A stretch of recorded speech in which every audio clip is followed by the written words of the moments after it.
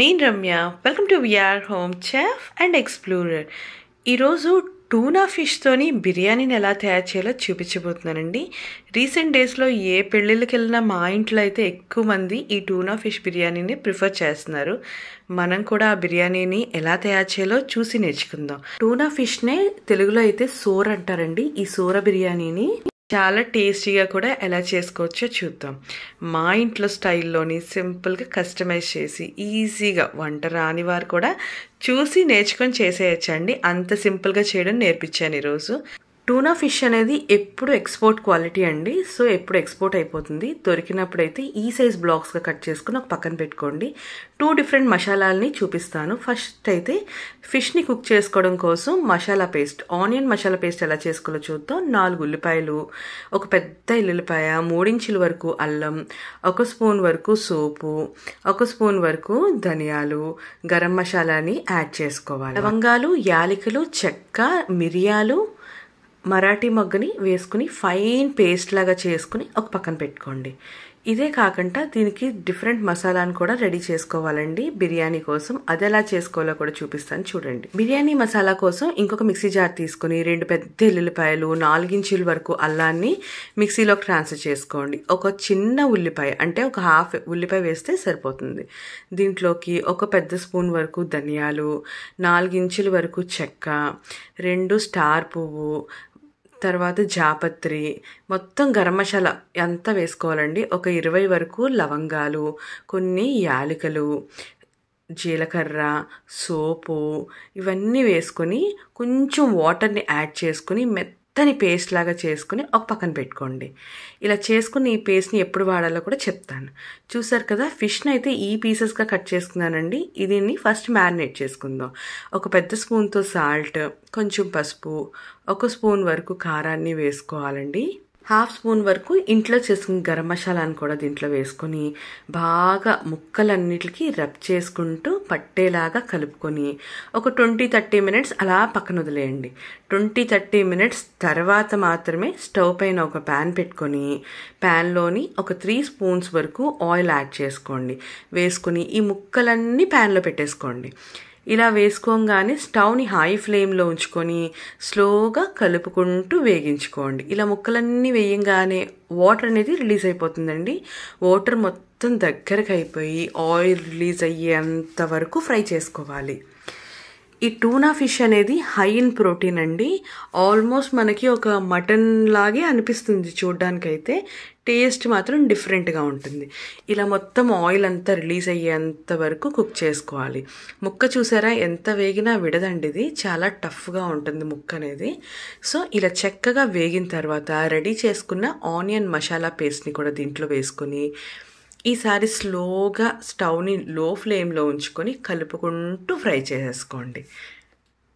Onion masala పేస్ట్తో పాటు fry చేసుకోవడం వల్ల మసాలా అనేది ముక్కలకి పర్ఫెక్ట్గా పట్టి బిర్యానీ అనేది చాలా టేస్టీగా ఉంటుందండి.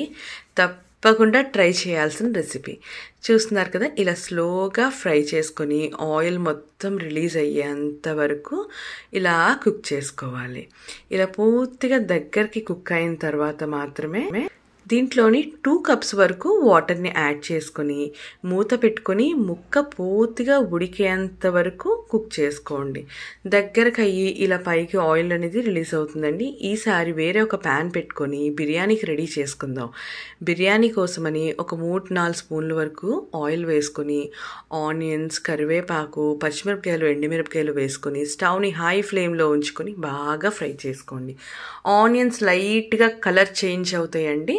అలా ఫ్రై అయితే సరిపోతుంది. చూసారు కదా, ఆనియన్స్ ఇలా చక్కగా కలర్ చేంజ్ అవ్వగానే ఈరోజు నేను నార్మల్గా మనం ఇంట్లో రైస్ కుక్ చేసుకుంటాం కదండి, అదే రైస్తో చేస్తున్నానండి. ఈ రైస్ని ఆల్రెడీ 2 సార్లు బాగా కడుక్కొని క్లాత్ పైన వేసుకుని డ్రై చేసేసుకున్నాను. అలా డ్రై చేసుకున్న రైస్ వేసుకుంటే పులావ్ అనేది చాలా టేస్టీగా ఉంటుందండి. ఇలా కలుపుకుంటూ స్టవ్ని హై ఫ్లేమ్లో ఉంచుకొని 10 మినిట్స్ పాటు ఫ్రై చేసుకోండి.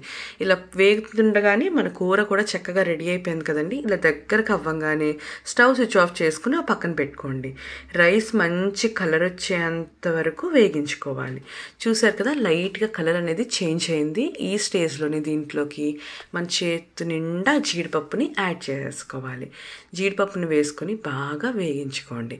జీడిపప్పు కలర్ చేంజ్ అవుతుండగానే బిర్యానీ మసాలాని రెడీ చేసుకున్నాం కదా, దాన్ని కూడా దీంట్లో వేసుకొని కలుపుకుంటూ ఇంకొక 10 minutes పాటు వేగుతుందండి. టైం అనేది పడుతుంది. ఫ్రై డ్రైగా అయిపోతుంది. అలా అయ్యేంత వరకు కుక్ చేసుకోండి. ఈ మసాలా పేస్ట్లోని వేగడం వల్ల రైస్కి ఫ్లేవర్ అనేది పర్ఫెక్ట్గా పడుతుంది.